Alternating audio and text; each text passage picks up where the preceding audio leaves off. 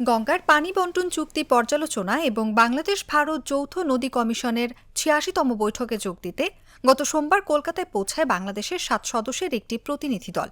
সেখান থেকে Howrah rail station, এরপর ট্রেনে চড়ে তারা পৌঁছান মুর্শিদাবাদ জেলার ফারাক্কায়। বাংলাদেশের প্রতিনিধি দলের সঙ্গে ছিলেন ভারতের নদী কমিশনের সদস্যরাও।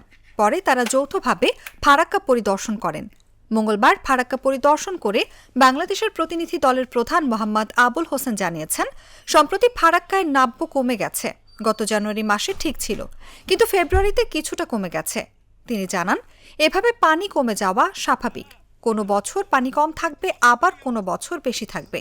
এক প্রশ্নের জবাবে আবুল হোসেন বলেন, পানি বন্টন চুক্তি বাস্তবায়ন হচ্ছে, এর মেয়াদ বৃদ্ধির বিষয়টি বিবেচনা করবে বিশেষ কমিটি। তিনি আরও বলেন, এখানে পরিদর্শনের পর কলকাতায় রুটিন বৈঠক হবে। রিসেন্টলি একটু কমে গিয়েছে। জানুয়ারি মাসে ভালো ছিল, গত ফেব্রুয়ারি মাসে একটু কমেছে। জল কমেছে, এটা ন্যাচারাল।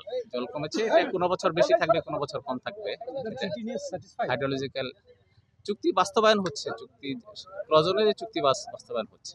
ওখানে ফ্লো মেজার করা হয়েছে, আবার এখানে ফিডার ক্যানেলও করা হচ্ছে। সো এটা চুক্তি অনুযায়ী বাস্তবায়ন হচ্ছে।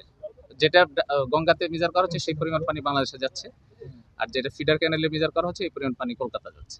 এটা রুটিন মিটিং হবে কলকাতায়। এখানে ভিজিটের পরে কলকাতায় মিটিং করি আমরা 6 তারিখে, রুটিন মিটিং। একনল হ্যান্ড ওয়াশ 100% প্যারাবেন ফ্রি, তাই নিরাপদ হাতের জন্য আস্থা রাখুন একনলে।